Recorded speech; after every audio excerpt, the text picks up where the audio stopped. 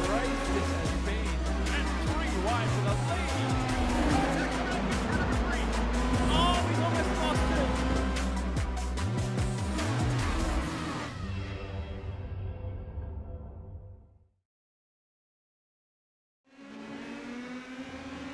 Well, it's not known all over the globe as one of the most incredible racetracks in the world. It essentially has everything you want. The undulations, the different complexes of corners. It's also in the middle of Monterey, California, wine country. It is WeatherTech Raceway, Laguna Seca, and it will play host today, this evening, to the fourth round of the TireRack.com Road to Indy eSeries. 2.24 miles, 11 corners, including the famous corkscrew 60 feet drop coming out of that blind corner, turn number 8. Looking forward to a tremendous race here today. My name is Rob Howden, folks, and joined in the Cooper Tire broadcast booth today by Peter McKay. And Peter, back on a natural terrain road course. We started the season at Road America, the iconic facility in Wisconsin, moved to the temporary street circuit in Belle Isle in Detroit. Last Wednesday night at Bad Fast Oval at Iowa Speedway, but back here on one of the most iconic racetracks in the world. Oh, it is an absolute pleasure to be calling the action with these fantastic drivers here in the Road to Indy. TireRack.com eSeries presented by Cooper Tires, and what a circuit to come to. Laguna Seca. Rob, I would say I'm from the Gran Turismo generation, and I think I etched this circuit into my brain permanently on those first Gran Turismo games which had this track. Well, I think a lot of people will probably say exactly the same thing. Anytime those racing games came to the forefront, Laguna Seca was one of those tracks that everybody wanted to run on for sure. And we're looking forward to a tremendous race here today. This is a track that is unbelievably tough, as we know. It's not easy. Peter, blind corners, off camber, and of course the corkscrew always difficult. Oh, hugely difficult. I mean, it's getting and actually overtaking maneuvers don't come easy around Laguna. It's more about trying to force your opponent into a mistake. And well, we did see, of course, you and I, Rob, we're big fans of the MotoGP Championship, and who could forget when Valentino Rossi passed Casey Stoner on the corkscrew back in 2008? Yeah, the exciting corner, of course. You go back to the battle between Brian Herta and Alex Zanardi there as well. We have 4 drivers who have been able to win so far this year on the Road to Indy eSeries here, brought to you by TireRack.com. We'll see who's able to step up here today. This track, as I said, unbelievably tough. And we're going to go right now to Greg DeGeorgis from Symmetric Driver Performance Labs. He'll give us his keys to the race. As always, thanks for that intro, Rob. I'm back this week to present the Symmetric Labs keys to the race. Now, every driver I've spoken to this week is absolutely pumped that the Road to Indy eSeries competes on the infamous WeatherTech Raceway Laguna Seca. As Peter had said last week in the post-race show, this track is a big favorite for those like myself, and certainly all these drivers that grew up with the Gran Turismo franchise. This 2.2 mile circuit with 11 turns, including the world-famous corkscrew, is laid upon some of the best rolling hills Monterey County has to offer. With limited passing opportunities here at Laguna Seca, qualifying as well as possible is crucial. I can guarantee you that if I were driving tonight, I'd have spent most of my practice time this week working on my single lap qualifying pace to ensure I start as close to the front of the field as possible. Now, once the grid is set, making your way through the field will not be easy, so the smart play would be to just focus on hitting your marks every corner of every lap, avoiding all contact with other drivers, and capitalizing on the mistakes of others around you. It's a safe play, and it's guaranteed to bring you home some solid points as we near the end of this championship. Now, it's really worth keeping in mind what I said earlier about this track being an icon in the sim world just as much as in real life. I can promise you that every driver here grew up running countless laps around Laguna Seca on Gran Turismo, Forza Motorsport, or even here on iRacing. And don't forget, most of the field tonight has even raced here in real life, some even in this Indy Pro 2000 car. With that in mind, every driver here has known the fast way around Laguna Seca for quite some time, so I'm expecting the margins to be razor thin, spread only by each driver's ability to minimize mistakes and maximize their use of the racing surface. That's my keys to the race this week at Laguna Seca. Book it. Drivers on track right now, the fastest 6 from our qualifying run, getting into this final qualifying effort to see who's going to be on the pole for the first of the 2 races here today. Braden Eves looking good right now. Max Esterson, Hunter McElray, Matt Clark in there as well, Benjamin Pedersen, and Simon Sykes, the drivers involved in this final qualifying, to see again who will be the pole sitter for the opening round. And again, great insight from Greg DeGeorgis from Symmetric. Well, folks, as the drivers wrap up qualifying, let's now head to IndyCar Ministry Chaplain Chuck Lessick with the invocation, followed by the national anthem. Let's pray. Lord God, we just want to pause a moment before our race tonight and just thank you for these opportunity that these virtual races present before we get into the real season. It just allows us to connect, have some competition, have some good racing, letting everybody use the skills you've blessed them with to their fullest. We just look forward to a fun night of competition and building these relationships with each other. It's in Jesus' name we pray. Amen.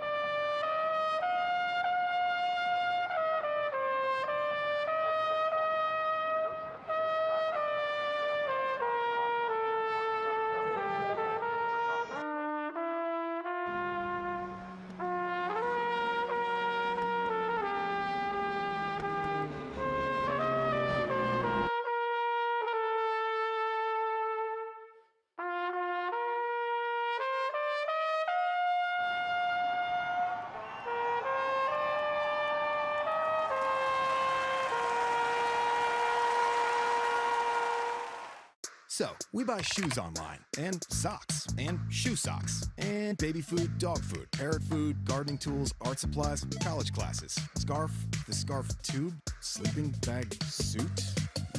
Yeah. So why not buy tires online? TireRack.com is North America's largest online retailer of tires. Find, buy, then have them shipped to one of our trusted independent installers for safe, easy installation. TireRack.com, the way tire buying should be. Online, with all that other stuff.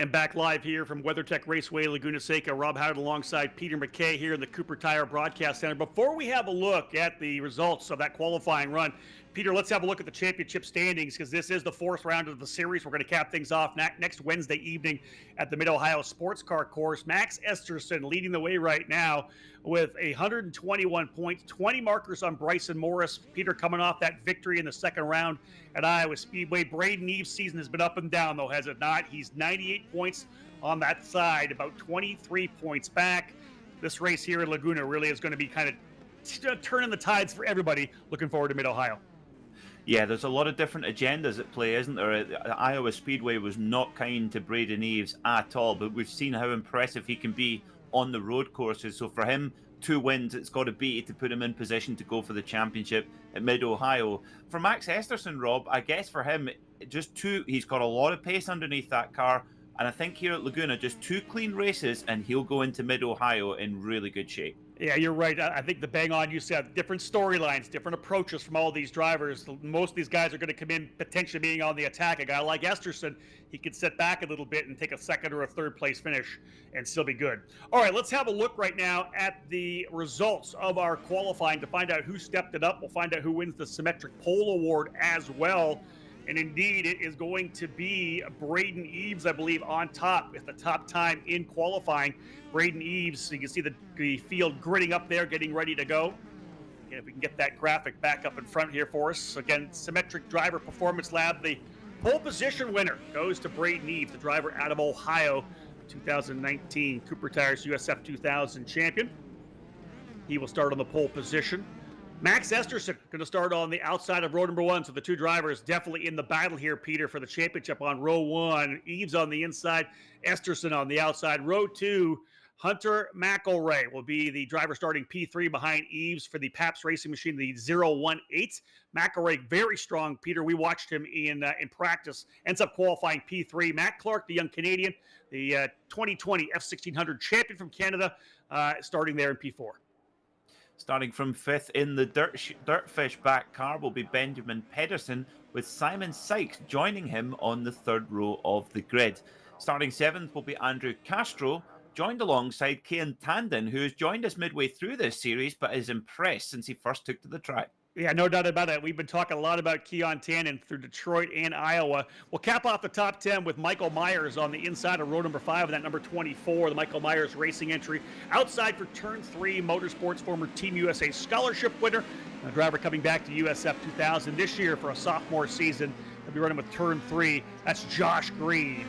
In the number 33 machine. Rounding out the Dirty Dozen, well, Will Salisbury, our winner from round 4 of the World Karting Association eSports Series. Will out of Niagara Falls, New York, number 25, starting 11th. Outside of that row, starting in the 12th position from Colorado, it'll be Max Kaiser. Starting on the 7th row of the grid will be Devlin Di Francesco and our winner last time out in the feature race at Iowa, Bryson Morris, and now 2nd in the championship. Nikita Lastushkin will start from 15th, maybe got a little bit more pace underneath that 69 car, and joining alongside Nikita on row 8 will be Daniel Frost. Yeah, I just had a couple of our Indy Lights drivers, Lastushkin and Frost. They're on row number 8. Eli Navarro, other end of the spectrum, last year's Lucas Oil Formula Car Series champion. He'll be a rookie in USF 2000 this year with D-Force Racing. He's going to start in the 17th spot in the number 1 machine. Outside of that row, Jackson Lee, just fresh off some testing down at Sebring. Jackson looking to potentially run with Jay Howard Driver Development this year. Another one of the Team USA scholarship drivers. Moving back to row number 10, Nate Aranda in the number 69 will start alongside USF 2000 rookie for Velocity Racing Development, Eric Evans. Starting on the 11th row of the grid will be Antonio Serravalle and Timmy Paliuso, and row 12 sees Toby Sowry and Grant Palmer. Again, Toby Sowry, a driver we'd expect maybe a little bit more. What's he got up his sleeve? Yeah, the remainder of the field as they work their way down through Rainy Curve. We're going to go green here momentarily. Yuvan Sooner-Murthy for Pabst Racing starting in 25th. Hayden Bradley, 26th, and Dylan Christie, the scratch position, 27th for Turn 3 Motorsports. Our Mazda MX-5 car ducking off on pit lane. We're about to go racing here. Braden Eves on the pole, the exclusive Autosport driver out of Columbus, Ohio. And that number 91 starting pole, his primary championship contender. The guy leading the points right now, Max Esserson on the outside. Field set, rolling up, and we are underway. Green, green, green, and a good jump for Braden Eves as he'll work his way through turn number 1, down for the first time to the end. Andretti hairpin, big wide arc there. Can they get through the corner cleanly? Move to the inside for McElroy. He gets alongside Matt Clark. Good run, good start as well for Simon Sykes. I'll tell you though, Peter, a solid start for the first couple of corners for Braden Eves. This has given him about a 3-car length lead heading to turn 4. Yeah, that's absolutely critical for Braden Eves because Max Esterson has got a handful behind him from Hunter McElroy in the 018 car. And we saw how fast Hunter was in practice. Watch for the man from a land down under. Watching the number 17 of Devlin Di Francesco there, you can see the 24 of Michael Myers thinking about a move to the inside down there in turn number 5. You got to watch that because you can get up on that curb and have some trouble.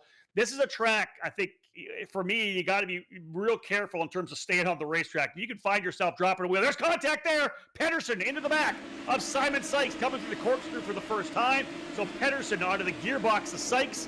He may be high side. He's trying to keep it going here, and he will get back on the racetrack. But what a damaging incident there for Sykes falling to the tail of the field. Yeah, disaster for Sykes. And of course, you don't want to be pointing the wrong way up.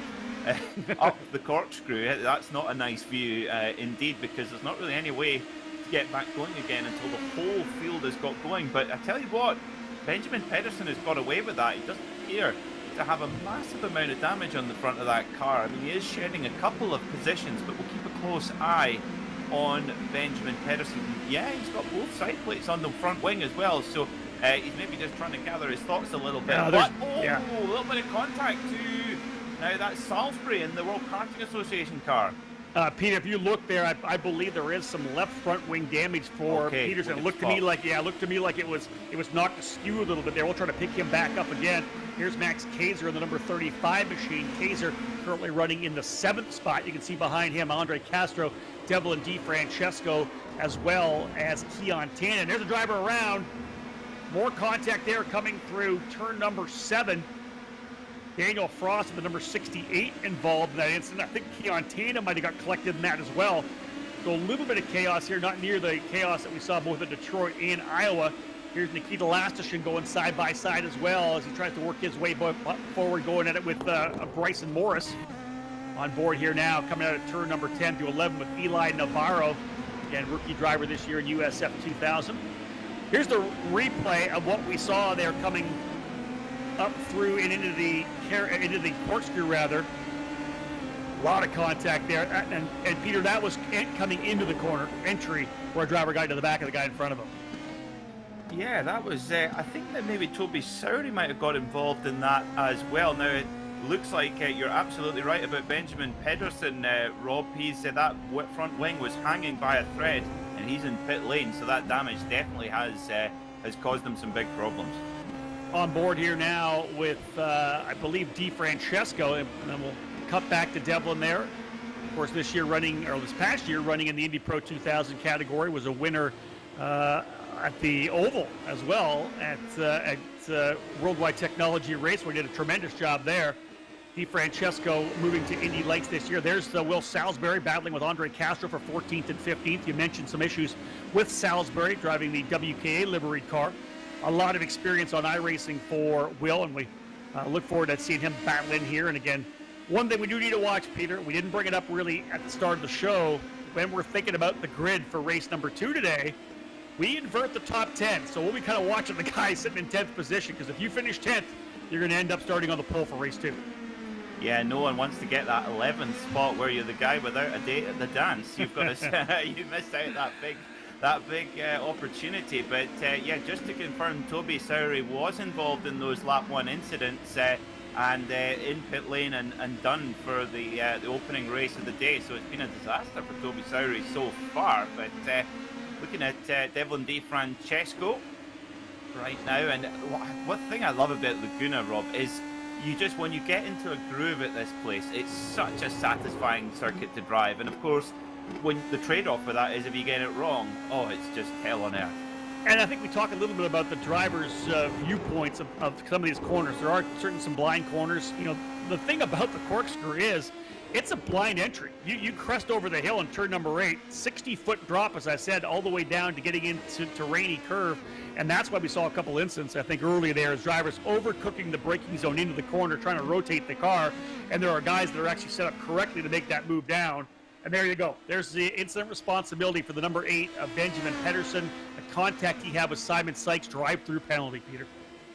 Yep, we've seen a few penalties so far. Eric Evans catching a drive-through penalty as well, and so did Timmy Paliuso. So, yeah, the stewards, Ryan Cobb and Johnny Under, they don't take any prisoners, do they? If you don't behave yourself, you will be punished, and that precedent is set early. But you mentioned, you mentioned rainy curve there, Rob. I tell you what, they couldn't have picked a better corner to name that after the great Wayne Rainey, because watching him on a Grand Prix motorcycle down there, oh, just poetry. Yeah, I'll tell you, I haven't got a chance to watch him on a Grand Prix motorcycle, but I have got a chance to watch him there in a 250cc supercar. At least that was even after his accident. Super impressive. Also having a pretty good run here today right now, Michael Myers. He's really had some strong performances throughout this TireRack.com Road to Indy eSeries. Myers just 19 years of age, and again looking to put the budget together to go racing here in USF 2000 again in 2021. Watching him kind of battle it out here. Good fight. He was with Nikita Lastishin for a bit there. Devlin DeFrancesco was in the middle of that fight. Daniel Frost was in there. And here's Frost battling it out now with Eli Navarro, just 16 years of age. Navarro, talked about him already today, having won the Lucas Oil School of Racing Formula Car Series last year, taking that $75,000 scholarship to D-Force Racing for his first year. Oh, that's overcooking it though. And we had the camera on the right guy, because Navarro with some issues coming through turn number 11, Peter, just overcooking into the corner, couldn't get it wound up in time, right into the back of Daniel Frost.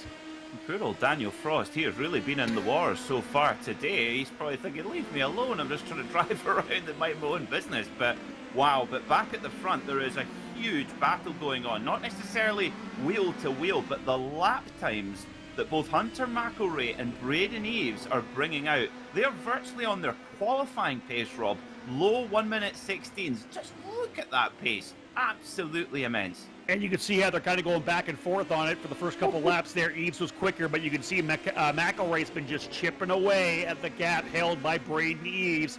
And again, we're early in this race, not even to the halfway point of what will be a 20-minute contest. 2 races as part of the doubleheader here today at WeatherTech Raceway, Laguna Seca. We say hello to those of you tuning in from Rev TV.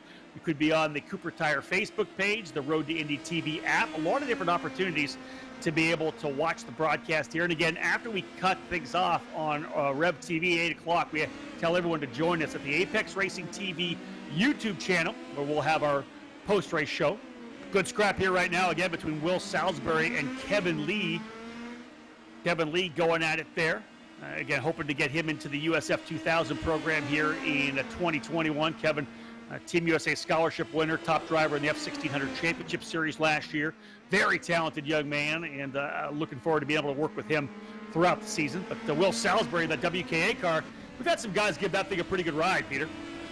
I tell you what, that car has been the car to be in. It's been one of the best looking cars on track, and also it's been one of the fastest as well. You know how to pick him, Rob, from the World Karting Association, and Will Salisbury doing a super job in that car right now, running up in 11th spot. But tell you what, this battle at the front, Hunter McElroy last time around 1 minute 16.0. That is qualifying pace. That would have put you pretty much, well, yeah, that would have put you on pole position. So they are not hanging around. Yeah, 2 drivers that will likely battle it out this year in the Indy Pro 2000 category as well. And again, there's a replay there of the incident with Eli Navarro. He indeed did get a penalty, drive-through penalty for that. The driver responsibility, avoidable contact in turn number 11. And you can see our onboard shots. The camera's there with Bryson Morris and Nikita Lastishkin from their sims at home. But you're right, we had a tremendous fight up front between Braden Eves and Hunter McElroy. Watching again, Mike Myers in that number 24 machine. Daniel Frost has worked his way, I believe, back up there. That's Lastishkin. Yeah, that's Nikita Lastishkin. Will run this year in Indy Lights with HMD Motorsports. Nikita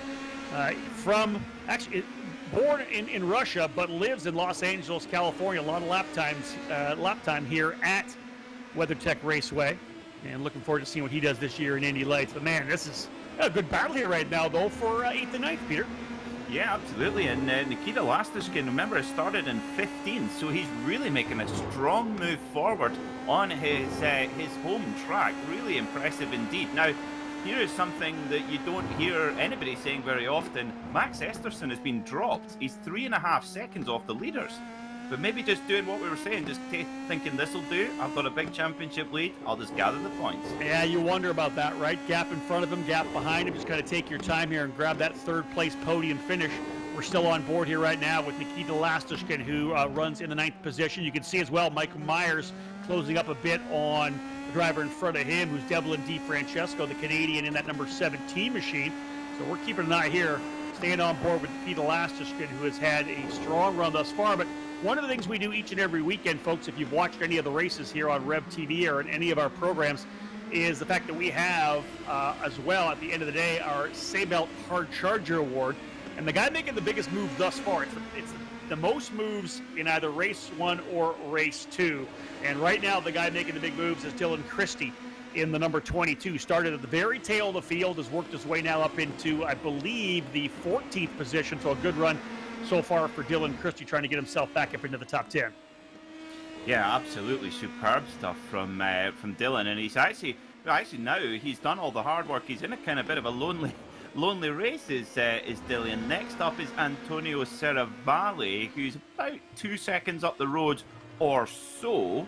So that he'll need to. To be honest, right now you got to think that he's really chuffed with his lot right now, being 20 places up from his grid spot. Here's Antonio Serravalle as well. Serravalle, who trying to put a program together for Indy Lights this year. We've seen him come through the Indy Pro 2000 category, the young Canadian driver. Working away here in that 017 machine. Has worked his way now up into the 13th spot. Still, we've been keying a lot on Michael Myers today, have we not, Peter, the driver, the number 24. All about it in the middle of a fight between both Devlin DiFrancesco and Daniel Frost. Both those drivers were front runners this past year in the Indy Pro 2000 category. Both drivers heading to Indy Lights and Myers, just 1 year in a car last year in USF 2000 as part of the Road to Indy, fighting it out with two drivers who are both race winners on the Road to Indy as well. Yeah, I bet you, but tell you what, looks like Michael Myers had his heavy right foot coffee this morning to get him ready for the race as well. But he's got some big company here from Nikita Lastiskin, who will be really kind of right in the crest of a wave after climbing from outside the top 15 and now up into 9th. You can see him there in his sim, and he's got some. I don't know how he concentrates with those jazzy lights on behind him. Well, they're both quite focused right now, and they're laying down the laps they need to lay down here, as we are about 7 minutes away from seeing that white flag come out. There's Lastiskin there on that number 69 machine. And again, Myers putting all the pressure on DeFrancesco. We've been kind of keying on this battle for 7th, 8th, and 9th for a majority of the race. Nate Aranda trying to work his way up as well, too. I think him and Timmy Pagliuso trying to get their way forward. Aranda now running in 14th, Pagliuso in the 15th spot in the Turtle Plastics machine.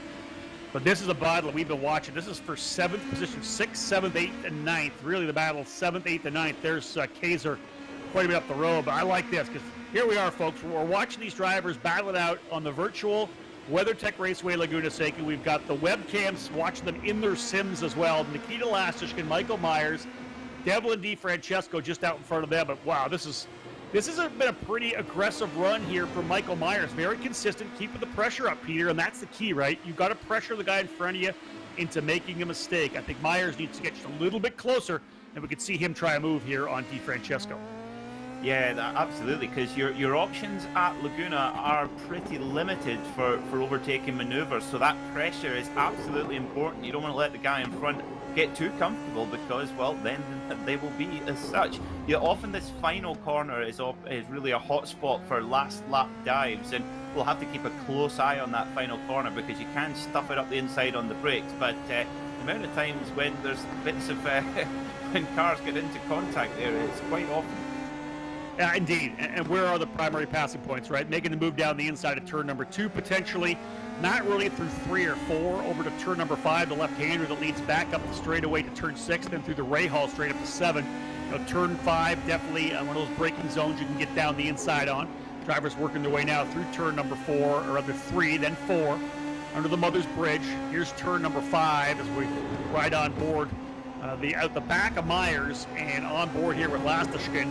Then they come out at turn number 5 here, back up under the VP Bridge, and will work their way through the very quick turn 6. Tough corner because you can see the undulation here. The car almost bottoms out a little bit with the suspension travel.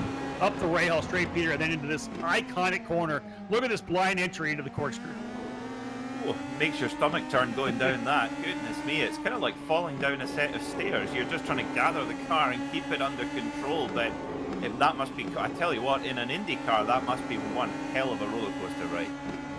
Yeah, I would have to believe that the quicker you go, the cooler it gets, right? USF 2000 to Indy Pro to Indy Lights. When you get to the NTT IndyCar Series, it's all about holding on. There's so much downforce, so much braking power in those Indy cars as well. I think that's one of the beauties of IndyCar, and good to see the drivers getting back underway again. Test just yesterday, I believe, at Barber Motorsports Park. Good to see Romain Grosjean out there as well. And for us, Peter, always good to see our graduates moving forward as well from the Road to Indy. So many drivers from the Road to Indy have made their way to the NTT IndyCar Series. And normally we get anywhere between 24 and 26 drivers in the Indianapolis 500 every year who have been part of the Road to Indy. I think you're absolutely spot on there, Robert, how important that route is. And I believe that in the next 5 years, IndyCar is going to become more and more of a hotspot for Formula One drivers, and I don't mean former Formula One drivers. I mean current Formula One drivers who see the series as a better option for their racing. And I watched an onboard clip of Graham Rahal testing at Barber yesterday, and I watched the entire clip with my jaw firmly attached to the floor. Absolutely exceptional to watch. And well, Romain Grosjean's come to join the party, and who will follow him? I don't think he'll be the last. Well, I listened to a podcast as well with Marcus Ericsson talking about how much fun it was to be able to be in a race again that he knew that he could potentially win. not battling for between 7th and 14th, whatever it may be. And I think that's one of the big things that they look for. And of course, that's what we look for our Road to Indy drivers too. We want those guys to be able to work their way up to get a chance to win races like we have had already with Colton Herta, Felix Rosenquist, recent drivers that have been with us. I think we're going to see wins out of Pato O'Ward as well. We've got a lot of great drivers that have come through the Road to Indy. Here's Max Kaiser, only 17 years of age, the young American out of Colorado. Kaiser currently running in the 5th position.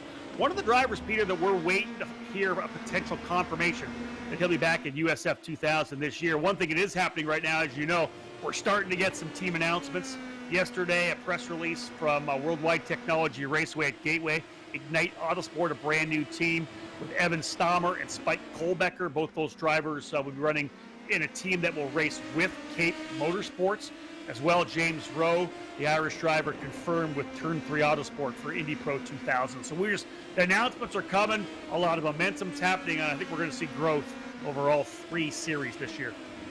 Well, we've got a problem for Hunter McElrea. He is in pit lane, so something has happened to Hunter McElrea, perhaps a wreck, but that means that it is Braden Eves and Max Esterson, P1 and 2, and Matt Clark up onto the podium. Well, I'll tell you this, that is not what Braden Eves wanted to hear, knowing that he was about 23 points back coming into the race. He needed to gain as much as he could with every race possible. The retirement of McElrea, or at least his move to pit lane, moves Esterson up a spot, gifted some more points there, so that is big for Esterson.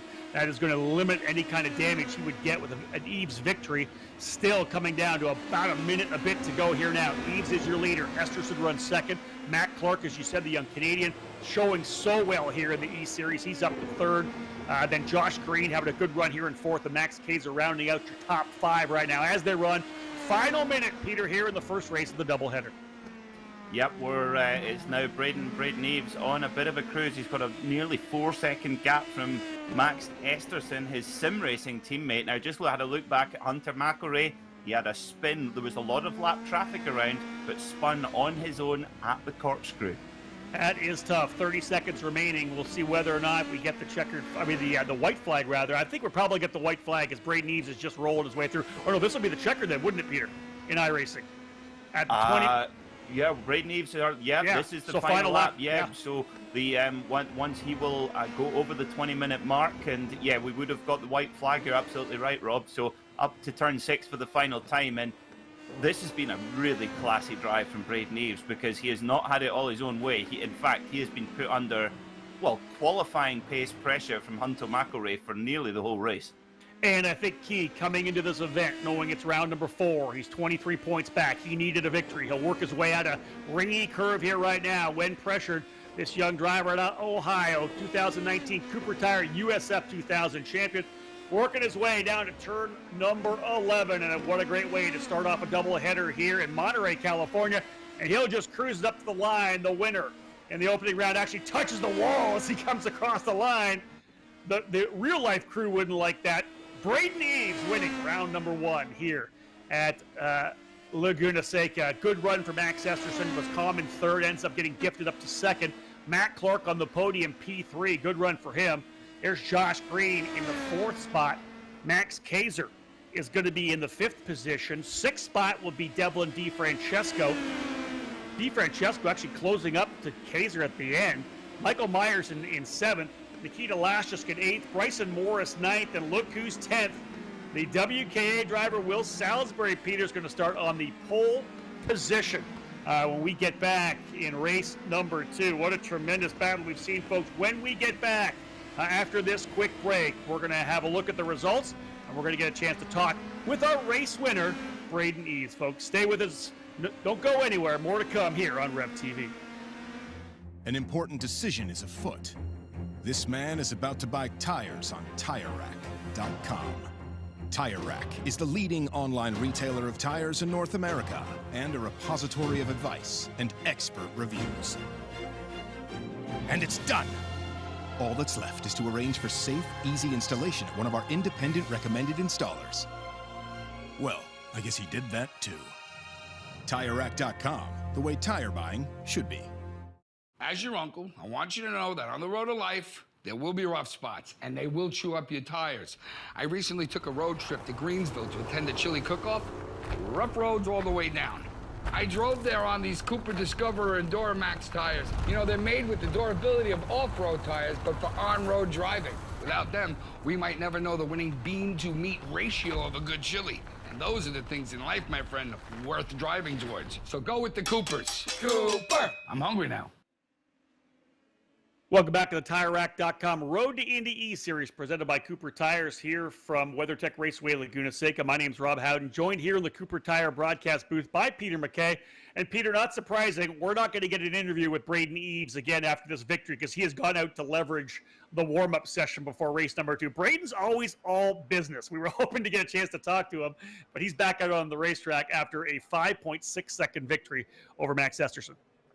Yeah, I think Braden Eves is that's a man out there on track who is motivated and ready to go. And I think he understands the opportunity that's lying in front of him now and what he needs to do. He really needs to try and get through the field and win this reverse grid race.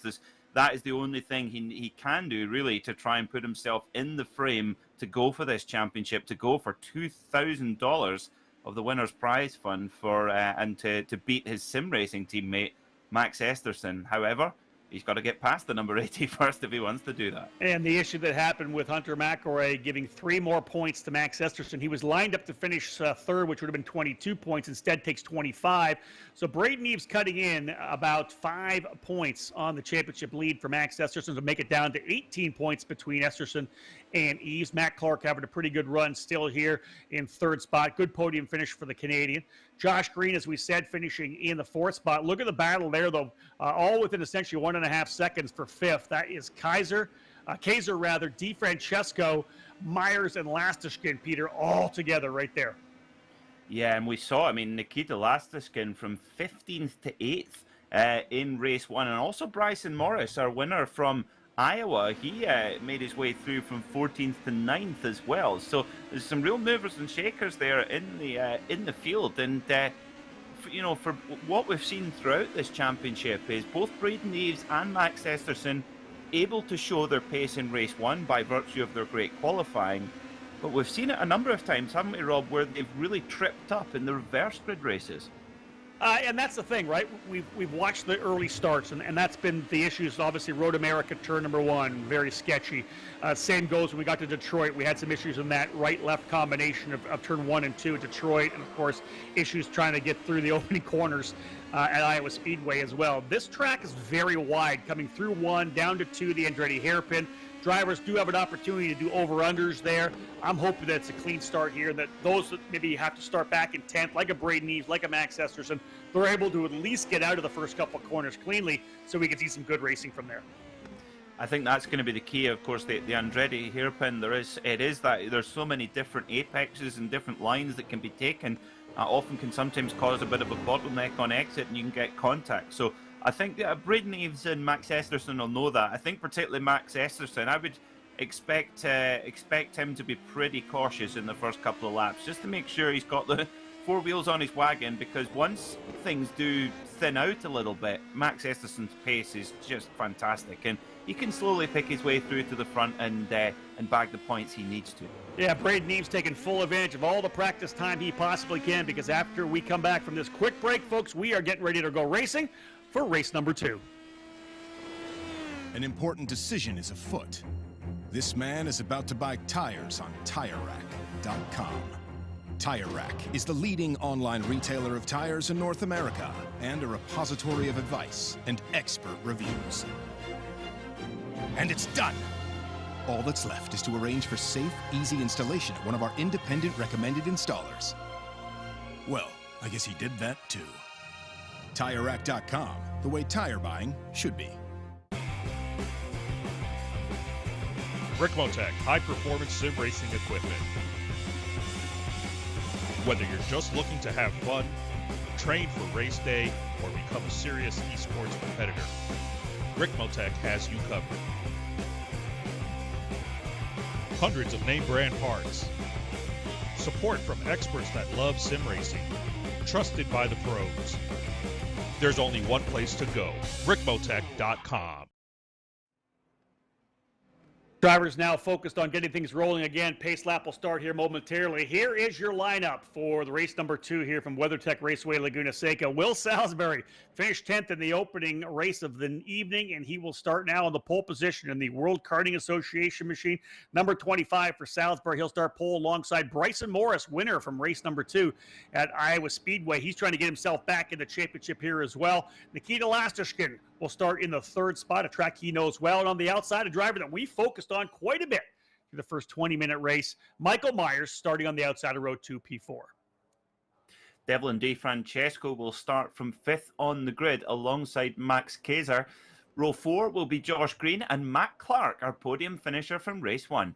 Now, if the opening couple of corners are clean, here's 2 drivers we'll definitely be watching trying to come back through the field. Max Esterson, that number 80 machine. He's going to run the British Formula Ford Series here in 2021. We expect to see him in USF 2000 in 2022. USF 2000 former champion Braden Eves will be alongside him in that number 91 exclusive Autosport machine. He'll start in the 10th position. Filling in the 6th row of the grid, Antonio Saravalli, another one of our Canadians for Sarah Racing in the number 017. And starting on the outside, he started dead last in race number 1. Peter Dylan Christie for Turn 3 Motorsport, going to be starting in the 12th position.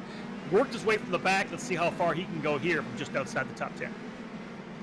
Starting on row 7 will be Jackson Lee and Grant Palmer, and behind them on row 8 will be Andre Castro and Nate Aranda.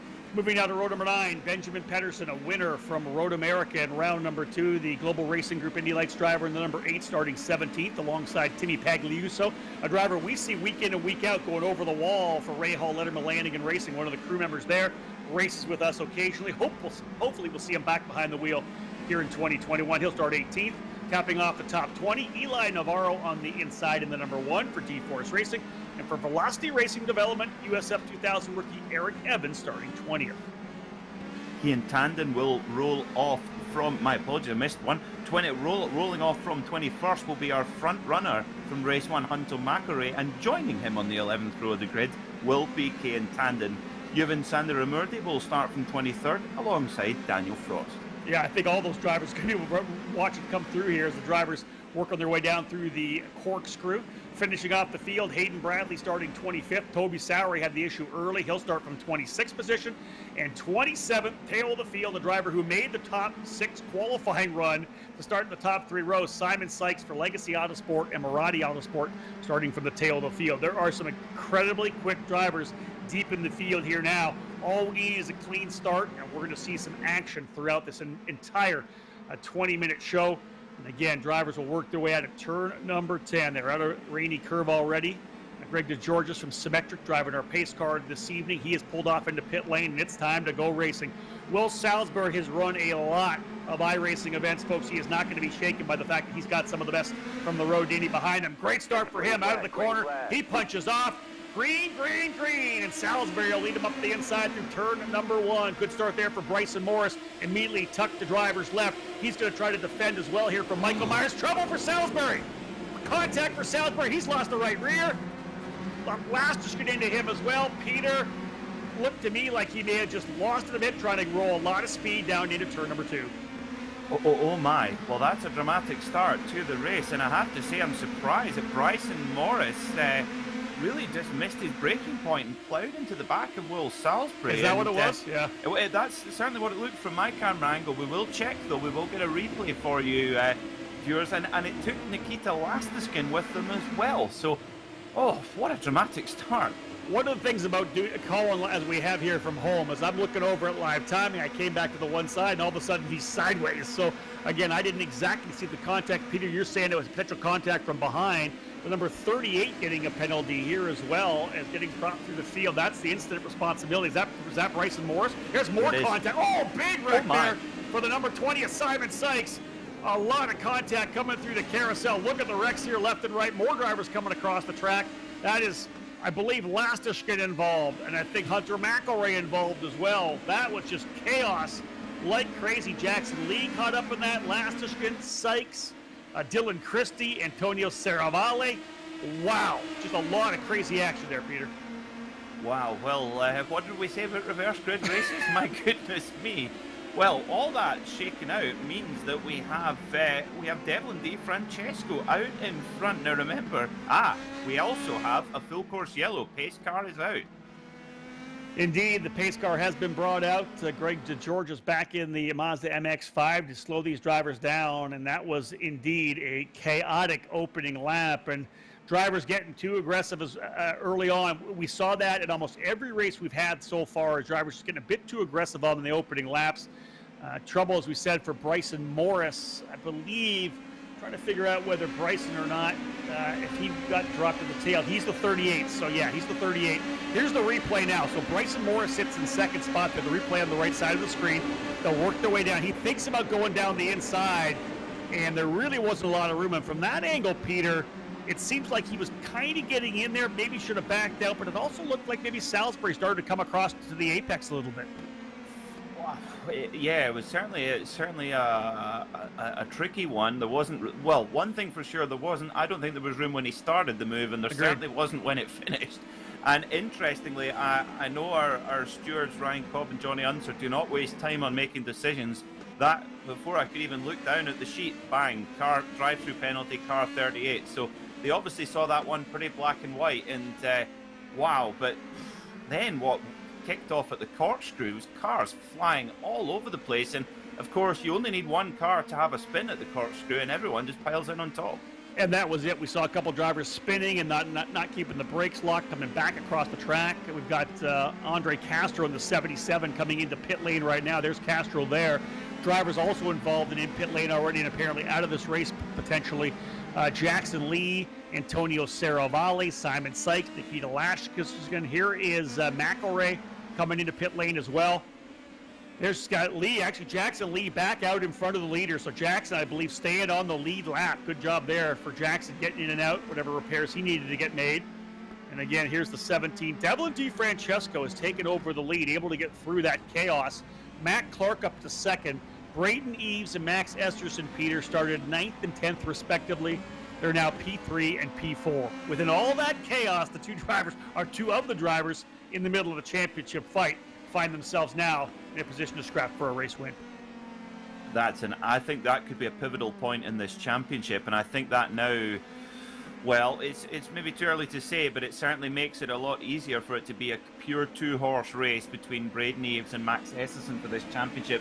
Up to that point, Bryson Morris was right up there, as is Matt Clark, and don't forget, Matt Clark is second in this race right now, and his pace in practice was mighty impressive. I was looking at his lap times closely, and he's not just a one-lap wonder. He has got serious pace under that car, so here we go. So we'll have another look at the replay here. This is coming up, I believe, into the corkscrew. We're getting a shot from the back here. Hard to see what happened. Drivers coming into the corner. One driver getting to the inside, getting looped around. Everybody else kind of plowing through with nowhere to go. Everybody just trying to get through. You can see, that wow. The incident for Sykes as he got up on top of somebody's wheel. He was probably virtually about 20 or 30 feet in the air coming back down the hill. That is not the way you want to get through that part of the racetrack. But one thing to bring up here real quickly before we go back to green, and as we go back to green, next Wednesday is our final round of this TireRack.com Road to Indy eSeries presented by Cooper Tires. But we do have one more Wednesday to run, and it's going to be our first ever All-Star Invitational. Top 5 drivers in the points get invited to that All-Star Invitational, which has a lot of our Road to Indy graduates, a number of IMSA sports car racers now, as well as IndyCar racers as well. Race is underway. We've gone back to green, and Di Francesco with the lead. But just to cap that thought, Peter, top 5 drivers transfer into that event. So again, these drivers want to get into that top 5. They want to run into that invitational race. They definitely do, and without giving anything away, some of the names you were telling me before the broadcast certainly got me very excited. So to be able to be in that race, absolutely superb. And haven't we had a brilliant time so far? As we see, oh wow, big move from Braden Eves on Matt Clark. Well, he's not wanting to stand back, is he? Wowee. That's exactly what I was going to say. Obviously, Braden Eves not ready to hang back at all. That was a big move down into turn number 5. And Peter, tell me this. If that hadn't been Matt Clark, that move might not have been quite as successful because another driver may have not seen him coming because that was a big, deep move already into the braking zone.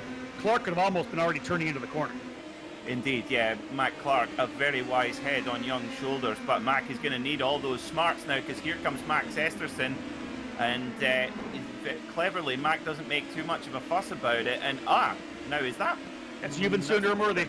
Sunderworthy's had an issue there as well. Just coming back to our point about the All-Star race in 2 weeks' time, Rob, we have seen more of the karters and the Road to Indy prospects really facing up to the Road to Indy regulars here in this eSeries, and of course in the eSeries they have that opportunity to do that. So I suspect those roles will be kind of reversed. The Road to Indy guys will be wanting to square up to the NTT IndyCar guys and show them what they're worth.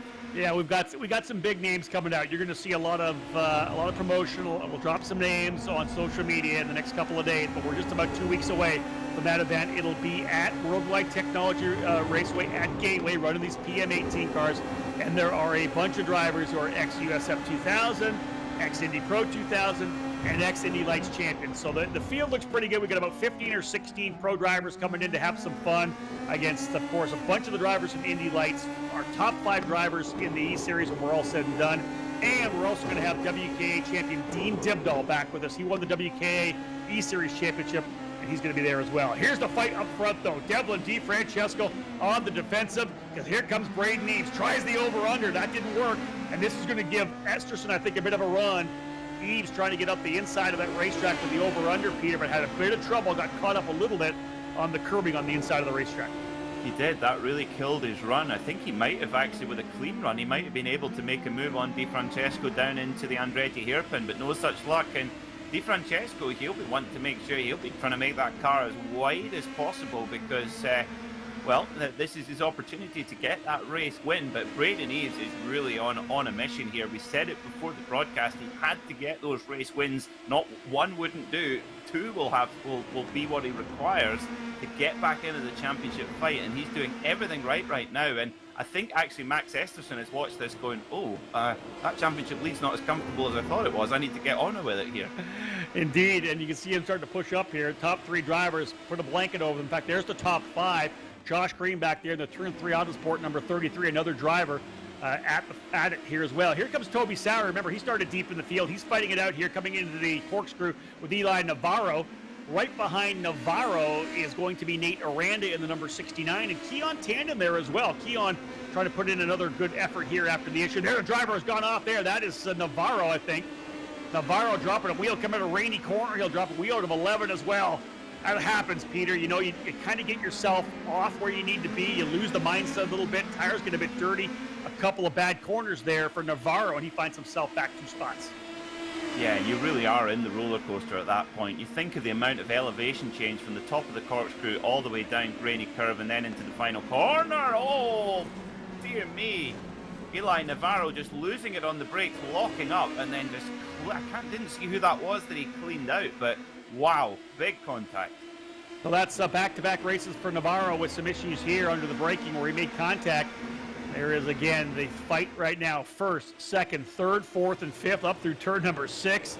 And these are drivers that, at least a couple of them, we expect to be able to win races this year. DeFrancesco, Eves, and Green, all potential race winners, all potential championship contenders as well in their respective categories. DeFrancesco and Eves running an Indy Pro 2000. Green back for his second year of USF 2000. Max Esterson heading to England for F1600 racing, and Matt Clark, with his eyes set on the road to Indy in 2022, will run for Team Ganella Racing in F4 this year. Yep, that is some very exciting prospects indeed, and we now have a proper dust-up here at the front of the field. DeFrancesco, Braden Eves in there, Matt Clark, Max Esterson, and look at that, DeFrancesco going really hard on the defence there as well, trying to hold off Braden Eves, and Esterson smells a little bit of an opportunity, and Eves onto the gravel there just as well. Goodness me. Oof, it is really heating up at the front here now. Shout out to Toby Sowry while this is going on. Toby Sowry from 26 on the grid up to 7th spot. Brilliant stuff. Oh, what have you done? Remember, Toby doesn't like us when we talk about him. Hopefully we didn't just do it to him. Here's a good side-by-side run. Matt Clark having a look to the inside. Esterson coming through 5. Esterson gave him just enough room, and this is what we're looking for here. We've seen some of the chaos throughout the weekend, but when you get drivers who are strong and talented and patient here in the iRacing platform. Just look at the racing we're seeing here. These guys are giving each other just enough room. If a driver looks up the inside, you give them enough room so the contact's not there. You got to get to the end of these. I know, and Peter, we talk about this, right? This is the iRacing platform. This is the virtual world. Yeah, if you wreck a car, you're not going to hurt yourself. It's not going to be a big budget. You're not paying a bill over at the Tatis shop, you know, the trailer to buy new parts for your Tatis or your DeLorean and Indy lights. But you still have to treat this like real-life racing, real-world racing, if you want to take the most you possibly can from it. Well, if you crash, you're not going to win. But, oh, dearie me, Braden Eves has a big lunge in the tangle. How did they not get sent around there? Oh, massive, they've all gone through. And that's Estes who survived, and oh my word. So the chain reaction there, Peter, unbelievable. Esterson's going to come through as the leader. Braden Eves got aggressive, trying to get to the inside of turn number 2. He gets to the side of DeFrancesco. DeFrancesco gets shot across the racetrack. Then Josh Green makes contact. Green gets right across, and it looked to me like Matt Clark was going to be able to get together and get through cleanly. Josh Green right in front of him. The chain reaction, the collateral damage from that incident, taking out 4 of the top 5 drivers. Wow. Your recall of that is amazing, Rob, but I'm dumbfounded at what's just happened there. And so many of the main protagonists for this championship, but the shakeout of it is, I tell you what, Rob, I'm almost certain that we're going to look back at that as the pivotal moment in this championship, because Max Esterson is out in front and by a long way. You can see this. So Eves pushing hard to try to get to the outside. All that was, there was contact at the apex between Eves and DeFrancesco, but Devlin dropped the right rear off onto the gravel. The car started to rotate, and he came back into Eves. I don't know how Braden Eves is still rolling here right now. The contact, obviously not enough to damage the car. He still runs P2, Sowery now up into 3rd. And here's another look at it. Back down to the inside. You can see Braden, a little bit of contact here at the apex. Everybody's fine at this point. But all it takes is, again, DeFrancesco just dropped the wheel, came across. He gets into the back of Eves. There's the contact there between Matt Clark and I believe Josh Green. Matt had slowed up, was through it, and all he had was just trying to get past Green, who came across the track from drivers right to left, cleared him out before they got to turn number 4. Wow, what a battle. And Braden Eves is back into 3rd. Toby Sowery from 26th up to 2nd. Wow, and Toby Sowery is...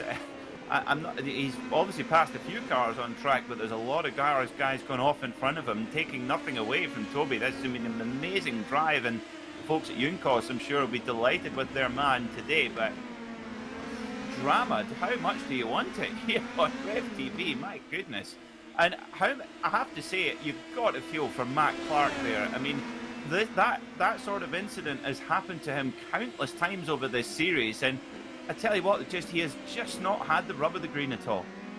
Well, I believe one of the good things is that I believe, I'll have to get confirmation on that, but I believe that we have set up so a driver has 1 drop as well, because we have a number of drivers who are right in the middle of testing season, so there's some drivers who couldn't make all 5 rounds. So you're going to be able to drop 1 round. I'm not sure if it's 1 race or 1 total round. I'll confirm that before we get to the finale at Mid-Ohio, but then this could be good for a guy like Matt Clark. He'll be able to drop this race, come back to the next one. Right now, watching the fight for 7th position, though, that's Michael Myers running P7, and in the 8th spot is Eric Evans. Evans for Velocity Racing Development, a driver we're excited to see in USF 2000 this year, race winner in F4 last year as well. He'll be with VRD, just 17 years of age, and excited to see him join us here on the road to Indy. Yeah, absolutely. That'd be, and going from the F4, and it just shows you that there's a really nice path all the way to the top of single-seater racing in America as well, and the F4 proving that good bit to get up onto the road to Indy. Now, just having a look at Max Esterson, he's about 2 seconds off his ultimate pace. So he has clearly not got a race car that it's 100%. So he's not got away completely scot-free from that particular incident. But so Toby Sowery is still in with a shot of winning this race. Good fight here right now between Braden Eves and Grant Palmer. Palmer having a good run here. Andre Castro trying to get around the outside in the 77, but Palmer overall a strong run here right now was P3 for a time. Looks like he may fall back into about the 5th spot, but he is really putting up a fight with Andre Castro. And a good run there is Palmer right behind. Now I don't know if he's going to have the positioning going into 6. No, he'll have to succeed that position. Right behind him, Bryson Morris trying to get back in it as well. He was, again, second place in points coming in. Morris trying to work his way up to P5. Big move, though, down. He's going to have trouble into the corkscrew there. Peter had it locked up. That went all wrong for Morris coming into the corner. Somehow, though, able to bring it back down to Rainy Curve. Well held, young man. Wow. That was all arms crossed and crossed over again to try and keep a hold of that one. My word.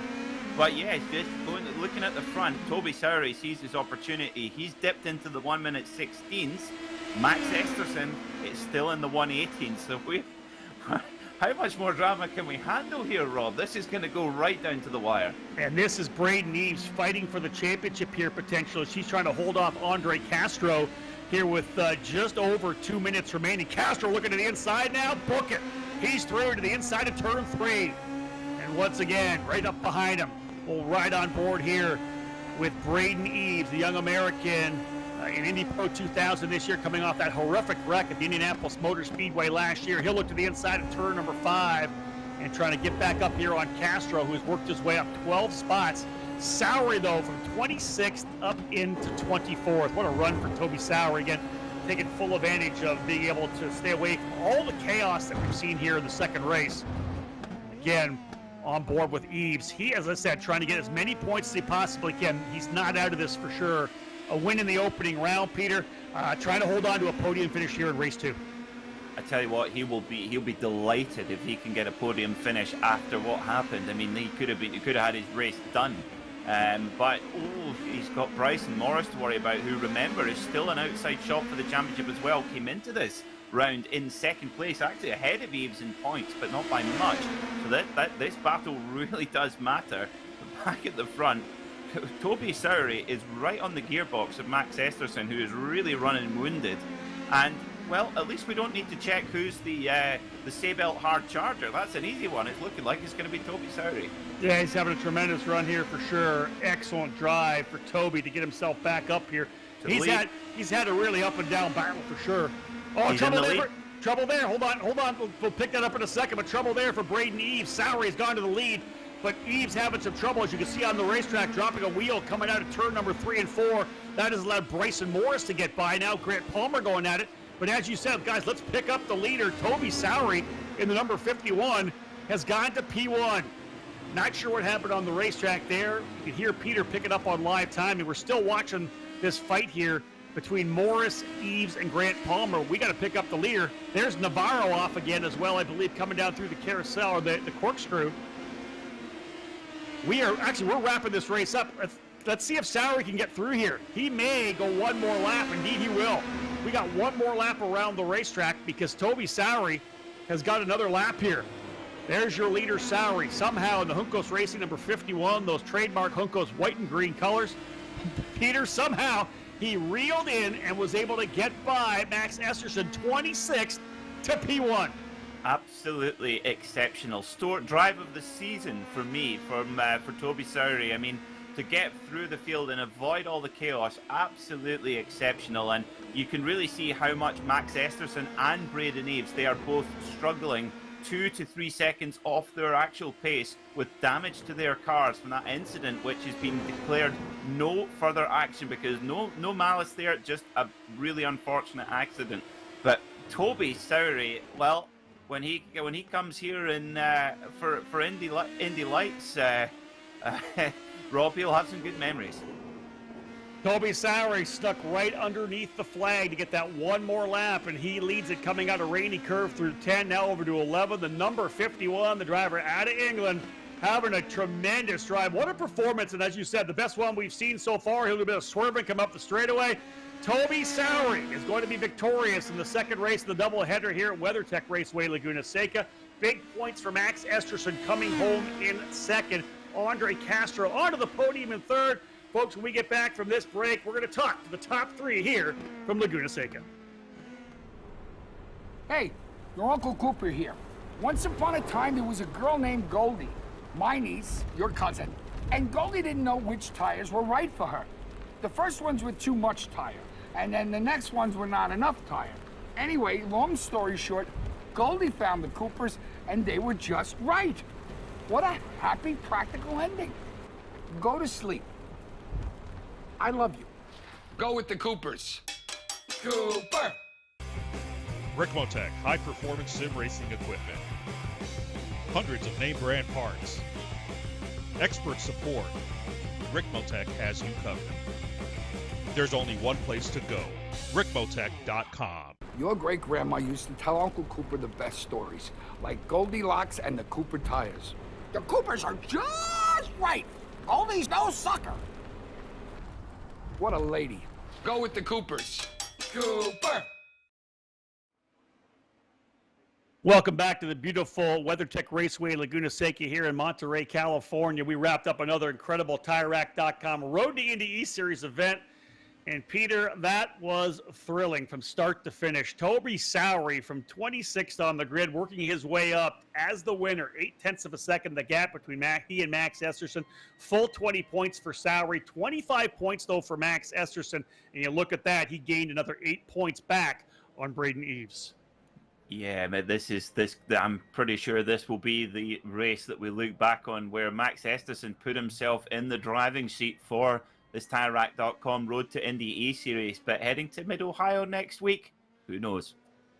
Yeah, let's have a look at the rest of the order here. Andre Castro finishing in that third spot. Good run for the Legacy Autosport driver. Bryson Morris fighting his way back after the issues in race number 1 to get himself into the fight here again. Braden Eves coming in 5th. Grant Palmer, he and Palmer having a good scrap. Benjamin Pedersen ended up in 7th. Eric Evans in 8th. Keon Tan in 9th. And Yuvan Sundaramurthy, even with that off, be able to come home to finish off the top 10. Well, folks, joining us here at the Cooper Tire Broadcast Center, Toby Sowery. Listen, my friend, we talked about you a lot, and it didn't mean a difference here today. There's no commentator curse. From the very tail of the field to P1, how did you work your way through that chaos? Just by keeping it clean, honestly. After being taken out the first race, I thought, maybe a top 10's somewhere that we'll get to, but, things just kept falling into place. At the pace, so yeah, I don't know. It all fell into place. We didn't get a chance to see it because we were following another battle. How did you make the move on Max Esterson? Where did it happen? I don't know. I honestly can't remember. I did it for the fans, everyone out there watching. That's it. I don't know. I can't remember. I was just too pumped about thinking I could win this. I think it was turn 5. You want to better than me? I can't remember. That's all right. Well, obviously you guys are having a good time there at the Toby Sowery Speed Lab. That's probably Parker Thompson, your new flatmate with you, right? Actually, it's James Rowe. Parker's doing some work, so he's got a night off from commentary to do some PDFs. So yeah, he's having a great time. Hey, well, Toby, thanks for putting the show on for us, man. Well done. We look forward to seeing you back in Indy Lights this year. Cheers, mate. Thanks. Toby Sowery, Peter, a pretty good run for him. Obviously, having some fun.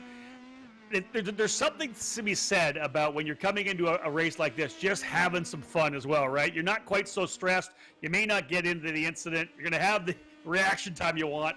Sounds to me like Toby was having a good time. It really did, yeah. And it's isn't that amazing that he couldn't even remember where he made the pass for the lead? He was just obviously in the zone, and you look at his lap times in that latter part of the race when he could smell the win. His lap times just tumbled by like half a second. So I mean, yeah, what a story. Well, Peter, we got another driver standing by, and I'll let you have a chance to talk to him. He's had race wins already this year. Didn't win here today at WeatherTech Raceway Laguna Seca, but he will head to next weekend's finale at Mid-Ohio with the point lead. You're standing by with Max Esterson. I am indeed. Now, Max, although your man used to being in victory lane, I think that your results today could be the most important heading towards this championship. Yeah, it was just kind of damage limitation, really. I knew didn't have great pace this week, but it was good enough for top 2 or 3. And then in race 1, I fell back to 3rd, then got up to 2nd, and then from there I was just trying to set fastest laps, which I think worked, so I got the extra point there. Then got a little bit of damage in that wreck in race 2, so just try to drive it home. Yeah, tell us about that. Obviously, I mean the wreck happened so quickly. It was just an accident, really. But what sort of damage did your car take? Because it dropped the lap time quite quickly. Yeah, it seemed like front wing damage because it was just pushing everywhere, and it was slow on the straight for some reason too. So, especially when I got behind Toby, would have to slow down a ton just to make the corners. So yeah, probably front wing damage would be my guess. I see. Well, thank you for that. And next time out, we're heading to Mid-Ohio for the final round of the TireRack.com Road to Indy eSeries presented by Cooper Tire. How are you feeling heading to Mid-Ohio? It's a wonderful circuit. And how are you feeling about getting this championship sealed up?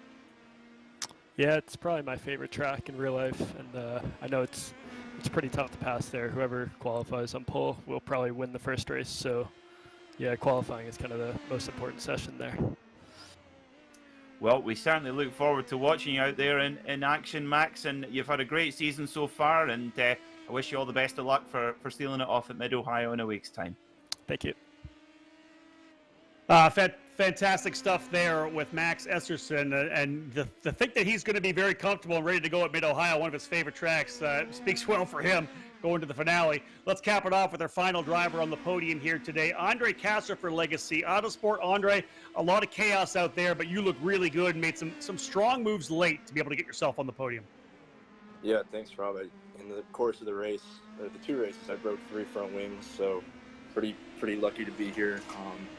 Not gonna lie, but yeah, after the first yellow, I was 18th, I think, just broke front wing on the first lap, and then I had another contact after the yellow and kind of had a little damage, but it was to the point where I was still decently on pace, so I could just kind of like keep going, and yeah, I had to make a couple moves there. Braden was doing a really good job defending with a car that was like 10 miles an hour down on the straight, and yeah, then there was like a huge crash at the leaders, so I just took advantage of that, and yeah, I always said this track is probably my least favorite track, but gave me some luck today, so I'm pretty happy about that. We called you making the move into the pits after the big incident up in the corkscrew, but then you I think just showed that perseverance is key, right? In a race like this, you got to keep digging. You made the call to come into the pits. You got the new wing on, and did you end up with a P3 position here? I think that's a fantastic way to end the day. Yeah, exactly. Like it's worked out pretty strange ways this year. Like I feel like I've qualified up front a couple times and been running up there, and then something happens and never really got the result. But then today, well, in this race started 15th, I think, and was down to 20th or so, and then was able to come back through. So good to get Legacy and Maradi Autosport on the podium. And honestly, it's fun coming up to the field, so I had a good time.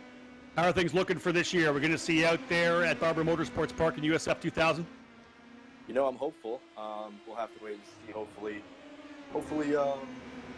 yeah, we'll see. I don't know what I can say yet. There's nothing finalized, but yeah, obviously, I've been working really closely with Legacy ever since we tested together at the end of 2018, and it's been really cool to be doing this eSeries with Maradi Autosport and Will. So yeah, just been having a lot of fun, and hopefully next week we can round it out pretty well at Mid-Ohio. And it's gotten delayed a bit, but next week is actually going to be the debut of my new sim, so I'm excited for that. Well, listen, good luck next week. Congratulations. Fantastic job today, Andre Castro, finishing off the top 3. So, race fans, if you want to join us for the remainder of the post-race show, head over right now to the Apex Racing TV YouTube channel. We're going to be lining up more drivers to chat with, and we'll take some time to preview next weekend's finale. Kudos again to tonight's winners, Braden Eves and Toby Sowery. And not surprisingly, WeatherTech Raceway Laguna Seca provided everything we expected out of an iconic venue. Join us back here on Rev TV next Wednesday for the final round of the TireRack.com Road to Indy eSeries presented by Cooper Tires, as the drivers will cap off the season at the Mid-Ohio Sports Car Park course. On behalf of everyone from the Road to Indy presented by Cooper Tires, Apex Racing TV, and my broadcast partner Peter McKay, my name's Rob Howden. Bye for now. I recently took a road trip to Greensville to attend a chili cook-off. Rough roads all the way down. I drove there on these Cooper Discoverer and Duramax tires. Without them, we might never know the winning bean-to-meat ratio of a good chili. So go with the Coopers. Cooper! So, we buy shoes online, and socks, and shoe socks, and baby food, dog food, parrot food, gardening tools, art supplies, college classes, the scarf tube, sleeping bag suit? Yeah. So why not buy tires online? TireRack.com is North America's largest online retailer of tires. Find, buy, then have them shipped to one of our trusted independent installers for safe, easy installation. TireRack.com, the way tire buying should be. Online, with all that other stuff. Your great-grandma used to tell Uncle Cooper the best stories, like Goldilocks and the Cooper tires. The Coopers are just right. Goldie's no sucker. What a lady. Go with the Coopers. Cooper!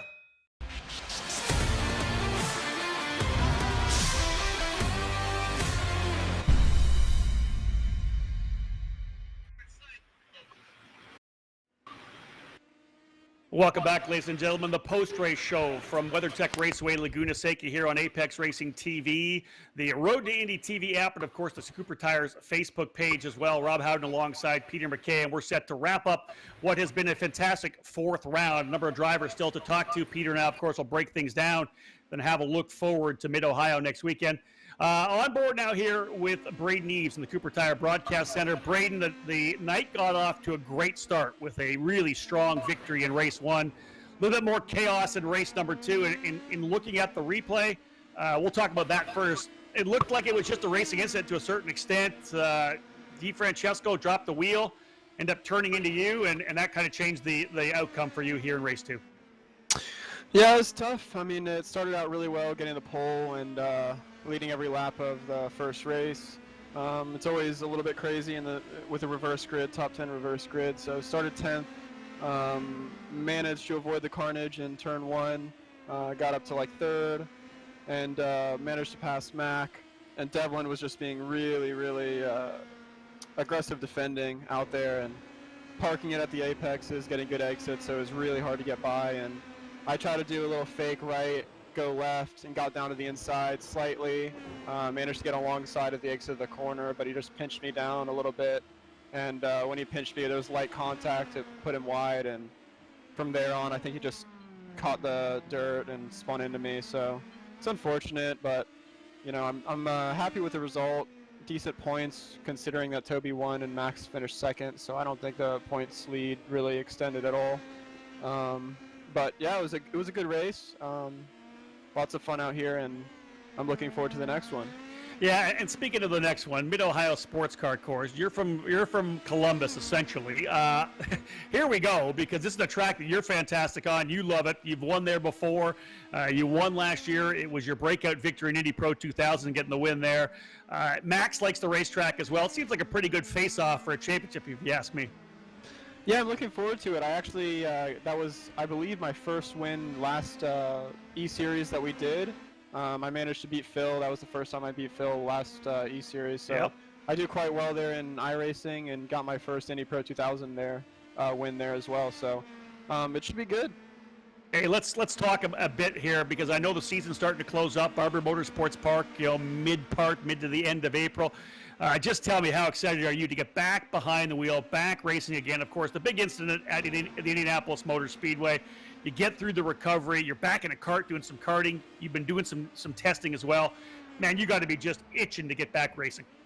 Yeah, I'm really excited to just go out there and, prove that I can still do it just as good as I was before. I got a chip on my shoulder now, especially going in second year in Indy Pro. I've got a lot more experience, know what the car needs even more than I did before. So I felt we were really strong and would have had a good shot at the championship last year, and it was unfortunate the way it ended. But I'm just super excited to get racing, super thankful to be racing again after such a horrible crash. So yeah, I'm really excited for the season, and can't come soon enough. Hey, listen, congratulations on the performances today. That race one win was fantastic. Obviously, you dominated the action there and didn't put a wheel wrong. And really, you probably salvaged the best you could out of some of the craziness that you had there in race number two. Thank you, Rob. There he is, folks. Again, a driver in the championship battle for sure. Braden Eves for Exclusive Autosport, finishing fifth here in race number two. Race number one ends up getting the win. Let's go to a driver now who had a tremendous weekend all told. He ended up winning the fourth round of the WKA eSports series, ends up coming to run with us here. Will Salisbury, I'm going to bring you in. I know you quite a bit. I'm going to let Peter McKay interview you as well. I'll ask some questions afterwards. But Will, all in all, was it a pretty good weekend here in Monterey?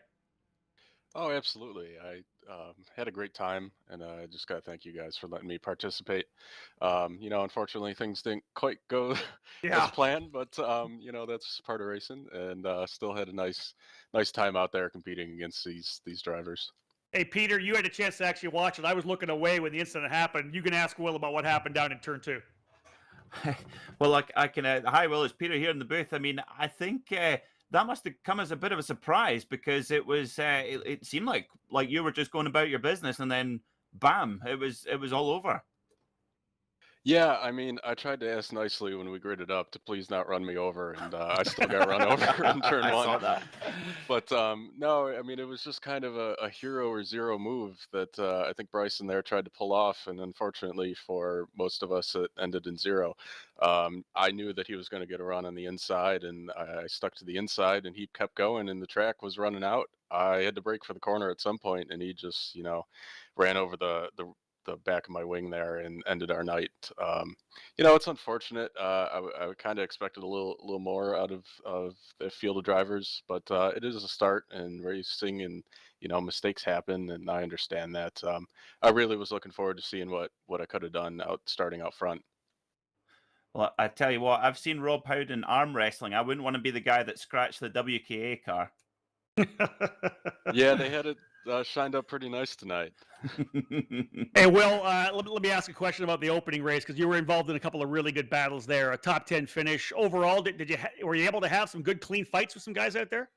Oh, absolutely. I think the opening couple laps, I kind of, we had the elbows out. Everyone had the elbows out, and I kind of got pushed and shoved around a little bit until I kind of fell into my own space and started making some moves and had a nice clean run. I thought the top 9 was what got inverted for the second race, so I was pushing to get to that 9th spot.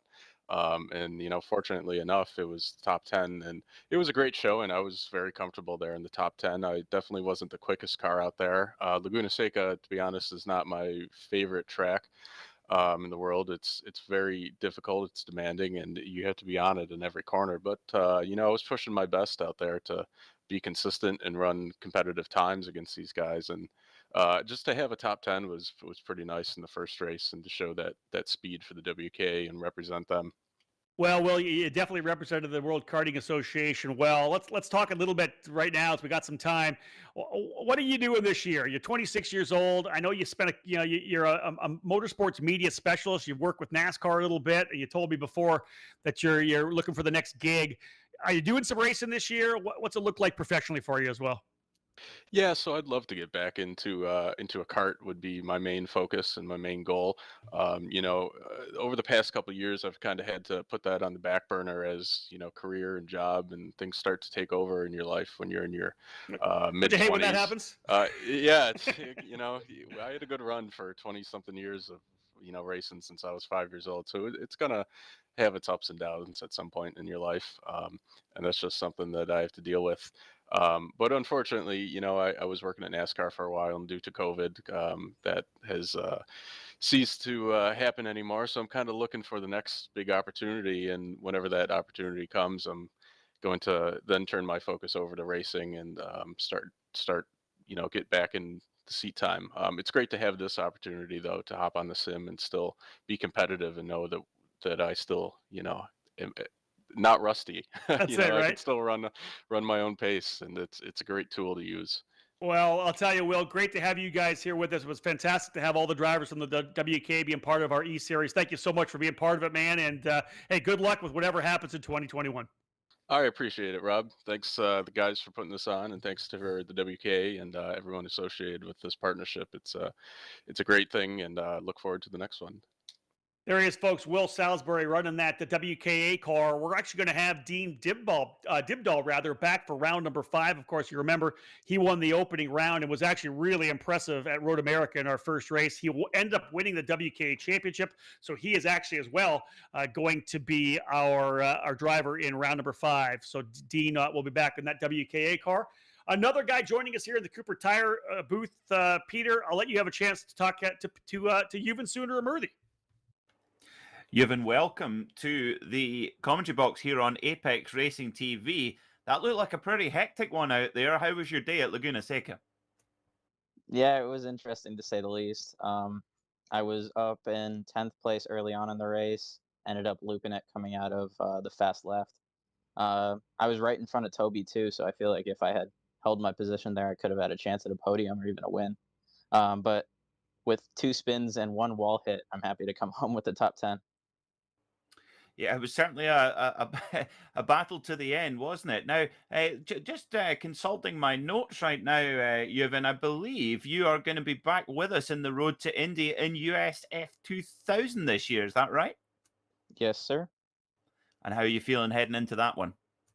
Feeling really good. Been working a lot in the off season. Teammate Josh Pearson this year is going to be a really good combination. Still looking for the 3rd driver, so hopefully we've got a good crew at Paps Racing. Bring home a championship this year. Fingers crossed. And of course, heading into the final round of this TireRack.com Road to Indy eSeries at Mid-Ohio, what are your thoughts going into that, and what are your targets? We'll see. I'm not the best sim racer, if you can't tell already. Just trying to learn it as I go. I haven't really been sim racing for a long time, so trying to figure it out. I always think with sim racing is just let the carnage happen in front of you, and that usually serves you pretty well. Yeah, it's basically what I did this race. I even got into some carnage, but still managed to pull home a top 10. Well, Yuvin, we wish you all the very best for the final round at Mid-Ohio, and most of all for your season in USF 2000. Enjoy it. Thank you. Hi, Mom. Hi, Colin. There he is, folks. Yuvin Sundermurli, a shout out to the family. And again, well, good to see Yuvin back with Paps Racing again this year in USF 2000. Before we have a look at the next event, which will be Mid-Ohio, let's do the honors and actually announce the official Sabelt Hard Charger. And that is going to be Toby Sowery. Obviously, a tremendous run for Toby. He is your Sabelt Hard Charger. He'll get a pair of Sabelt gloves for that run. 26th to 1st. Peter, I think pretty deserving of the Sabelt Hard Charger award. Well, I hope they're the right size for white knuckles, because that was a thriller to watch the whole race. But Toby, to just keep him, and what did he say? He said, I just kept myself out of trouble. And I know sometimes it's easier said than done. Matt Clark was saying, well, I was trying that too, and I got put in the wall. But, you know, I think that was Toby really picked his way through the field carefully. But it definitely wasn't all luck. Definitely not. When you looked at his lap times, when he saw Esterson ahead, he put the afterburners on, and all of a sudden half a second appears. So that just shows you how he was taking his time. And then when he needed to show the pace, it was right there waiting. Yeah, fantastic run for Toby Sowery. Kudos for him on that Hard Charger award. So, Peter, 4 rounds now in the books. We started off at Road America. We moved from there to Belle Isle and Detroit in the Tipperary Street Circuit. Iowa Speedway was last Wednesday night. Just wrap things up here in Monterey, California at WeatherTech Raceway, Laguna Seca. It's time for you and I to do a quick look forward to the finale next Wednesday night. Again, 6:45 start. The Mid-Ohio Sports Car Course, 2.258 miles in length, 13 corners just in Lexington, Ohio. One of my favorite racetracks. As the guy said, it's unbelievably tough to pass on, but it is a tremendous racetrack. Like Laguna, it does have some elevation changes. There's some iconic parts of this racetrack as well. I've had a chance to race it in different kinds of cars. It is going to be a tremendous place to have our finale. And as Max and Braden already said, man, you have got to be good in qualifying because it's not a lot of places to pass. And I tell you what, there can't be much more satisfying than laying down a qualifying lap at Mid-Ohio, because it particularly the back part of the circuit, those flowing, swooping lines, kind of reminds me of a really good country road in Scotland, and that is the best compliment I could ever give a racetrack. It is absolutely superb to watch the guys drive around here at Mid-Ohio, both in the single-seater world and, of course, in the sports car world as well. I mean, Rob, you know me, I'm a bit of a historian of the sport, and can you imagine driving one of those 1,000 horsepower Porsche Can-Am cars around here?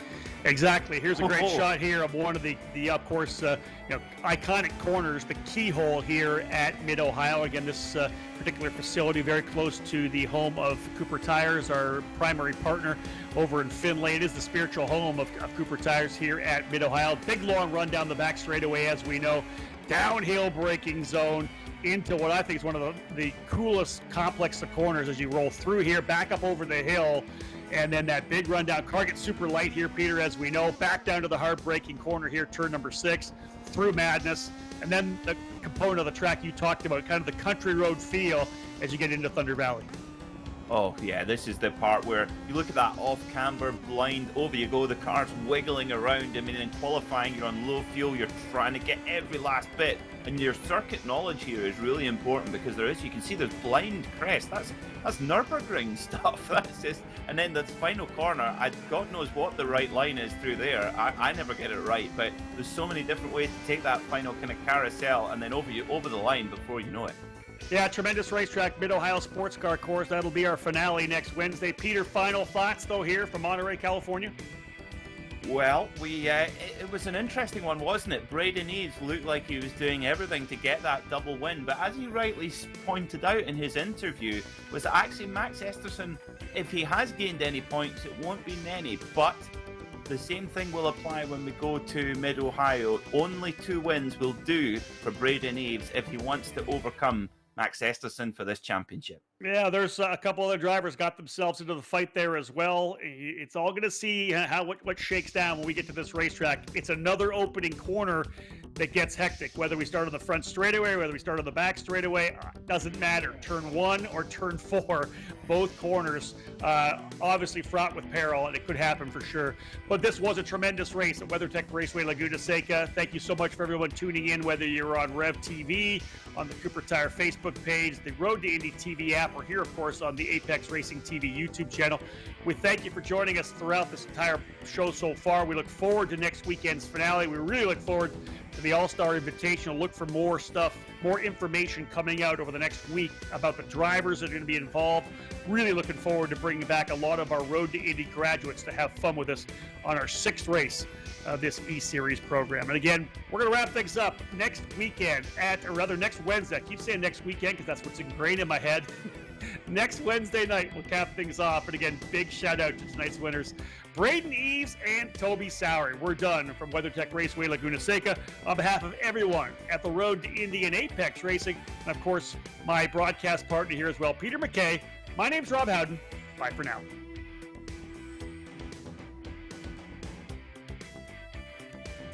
An important decision is afoot. This man is about to buy tires on TireRack.com. Tire Rack is the leading online retailer of tires in North America and a repository of advice and expert reviews. And it's done! All that's left is to arrange for safe, easy installation at one of our independent recommended installers. Well, I guess he did that too. TireRack.com, the way tire buying should be.